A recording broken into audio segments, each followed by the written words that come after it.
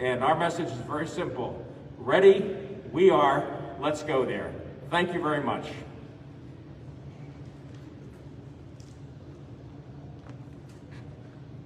Well, you've reached the end of the line, and a lot of ground's already been covered, so I promise to be brief. My name is Joel Bacon. I'm Executive Vice President for Government and Public Affairs with the American Association of Airport Executives, and I'd like to begin by joining my colleagues in thanking Secretary Mayorkas, Acting Administrator LaJoye, Administrator Pekoski, and all the dedicated professionals of the Transportation Security Administration and DHS for the partnership and collaboration that we've had throughout the pandemic and as we prepare for Memorial Day and the upcoming summer travel season. Airports are proud of the role that we've taken collaboratively with our federal partners and the industry. Kevin walked through a lot of the individual steps that airports have taken to enhance public safety and health throughout their facilities. This has truly been a whole of government and industry approach to protect and enhance public health. And you see it throughout the airports, you see it at the checkpoint, you see it aboard the aircraft. Has been validated by the Harvard study that Nick mentioned. A lot of improvements have been made, and we're thrilled to see travelers returning to the skies. It's encouraging to hear the numbers that Darby has talked about. We're not quite there yet. The business travelers, the international travelers still have to come back, and we look forward to working with our federal partners and the industry to return that travel just as soon as we can safely and efficiently. If you've traveled recently, you've seen some of the changes that we've all talked about. You've seen the fact that masks are still required. You've seen the plexiglass barriers throughout the airport. You've seen the distancing. You've seen the touchless technology.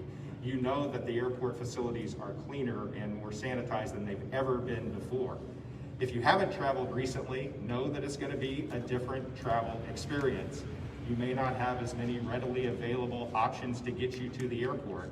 You're going to have a different experience at the checkpoint and when you check in, as we have all discussed today.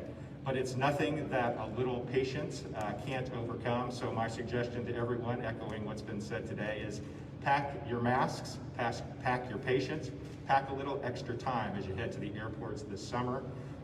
Everything that's been undertaken has been undertaken with your public health and safety in mind. All of us in the industry and the government are eager to have you back at our facilities. Pack the patience, and we look forward to seeing you at the airport this summer. Thank you.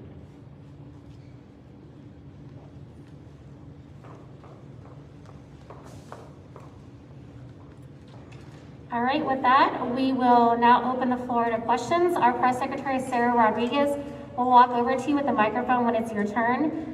Please remember, we are also taking questions from member of the media joining us virtually.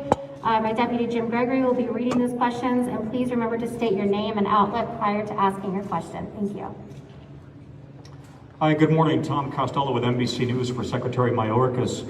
Mr. Secretary, we've had so many reports, and we just did a report this morning on the Today Show about the bad behavior, dangerous behavior exploding on airplanes. The FAA putting out new numbers again on this yesterday. The flight attendants saying they've never before faced a situation where day in and day out they're verbally or physically assaulted. I know that you talked about this, but I wonder if you could maybe drive down on this. What is causing this, and what can you do at Homeland Security to ensure that this behavior is not tolerated? Y también, si posible, decir un poco palabras en español también para noticias de Telemundo. Gracias. So thanks so very much for the question. It's a very important one. You know, I would be speculating if I would identify the cause. I'm sure there is frustration as people resume travel and understand that the rules of travel have changed. But these are rules that are designed for their very protection, and so that we can ensure that the success that we enjoy today in traveling will actually be replicated in each and every day, and actually that travel will grow. We're addressing it quite forcefully.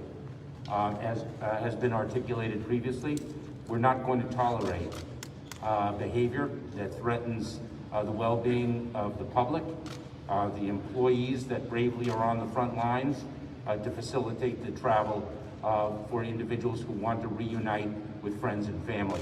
And so the consequence regime is in place. It will be enforced, and it will be enforced appropriately to meet the moment and to give the opportunities for others to resume travel. Thank you. Oh, Mr. Secretary, Dave Shepardson from Reuters. Two questions for you. You just last week extended the travel restrictions at the Canada and Mexico borders by another 30 days.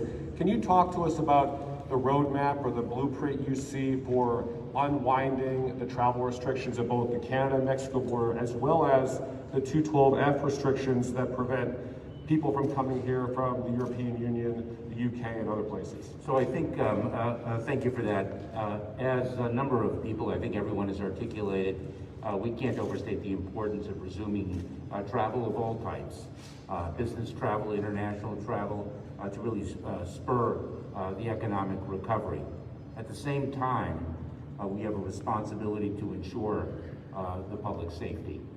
And we are following the facts, the data, the science in making the decision as to when business international travel actually can resume. And there was important new language in the most recent extension about our work with Canada and our international partners in evaluating the landscape where we can achieve the economic prosperity and at the same time address the public health imperative. This is something that we are evaluating each and every day. And what we're going to do is we're going to follow the science in making the appropriate decision for the American public.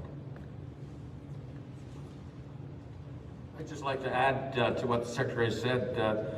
U.S. Travel, together with the airline associations, 23 CEOs put out a letter to the President saying we must look at opening up safely international travel and look at the UK corridor, which will be very important. They're far along and we need to work together. Canada is very important. It's over 25 million travelers to the U.S. But if we get international open, we open up the rest of our economy, and it's so critical. And I applaud Secretary Mayorkas and Secretary of Commerce Gina Raimondo, who's been fabulous and really pushing forward to open international safely and smartly. Thank you. Just to follow up, ACINA also represents Canadian airports, and the Canadian airports have been devastated across the board. They're down about 90% still. There are regions of Canada where there is no air service at all. Resumption of travel between the United States and Canada is critical. And I agree with the Secretary, we have to go by the science. But there are Canadians who can't come to the U.S., we can't go to Canada. They're the second largest trading partner with us other than the EU. So therefore, the quicker we get it done, the better, but obviously it has to be safely. But there are regions of Canada where they can't even travel between their provinces. So unlike the United States, which has been able to rebound, the Canadian airports and the Canadian Airlines have not done as well. So we look forward to working with the administration and the Canadian government, which we have worked with for years, to try to come up with a solution and sooner than later that we can resume this type of travel. Hello, Karen Walker, Air Transport World and Aviation Week. Everybody keeps talking about masks and the concern about disruptive behaviour, but isn't there obviously going to be more confusion now that the CDC is recommending people cannot wear masks? So isn't that where we're going to see a lot of the problems at airports and on planes? Let me be clear in underscoring something.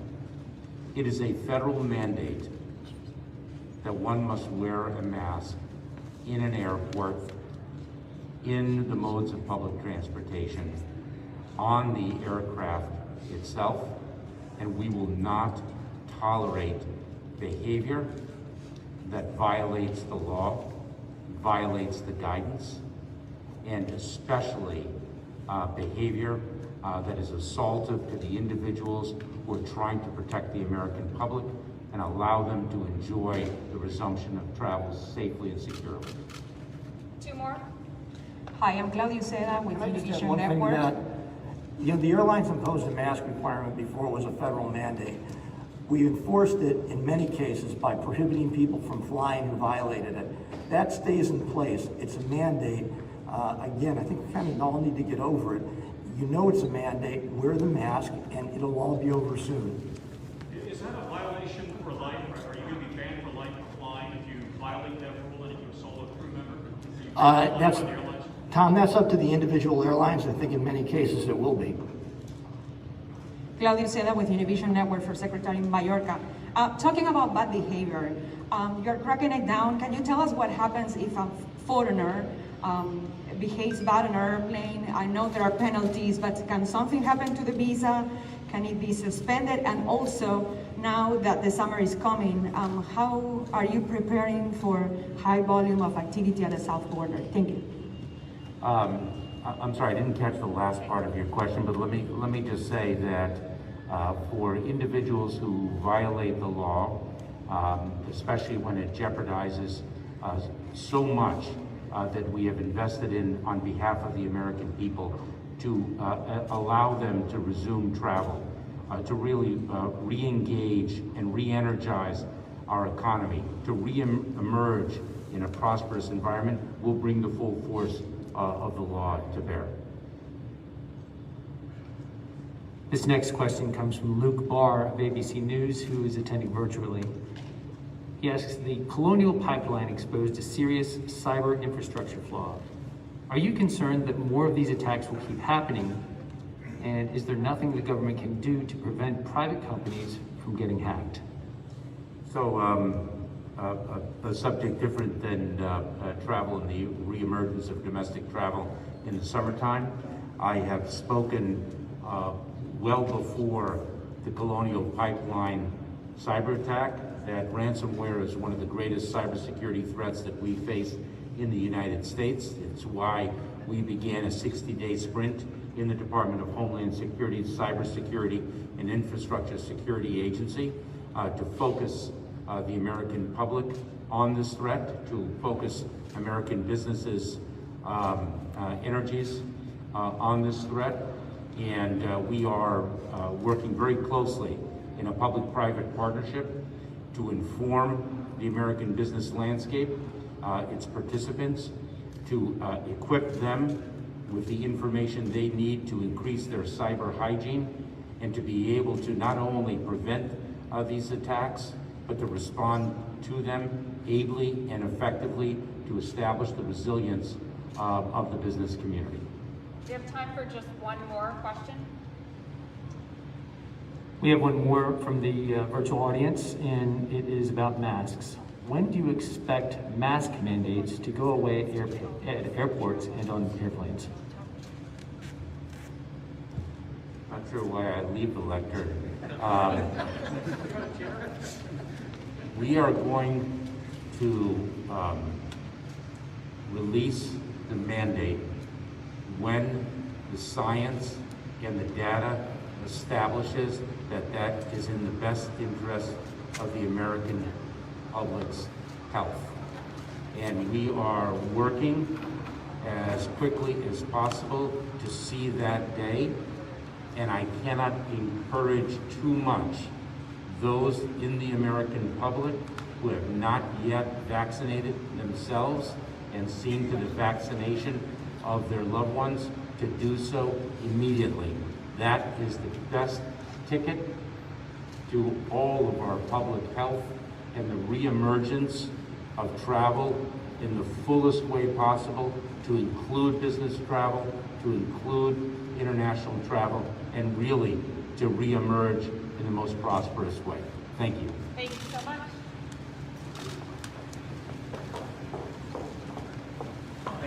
That concludes today's event. We appreciate everyone joining here today, both here in the terminal and virtually.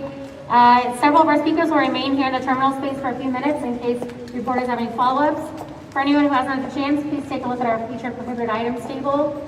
And as a reminder, signing up for TSA PreCheck is the best way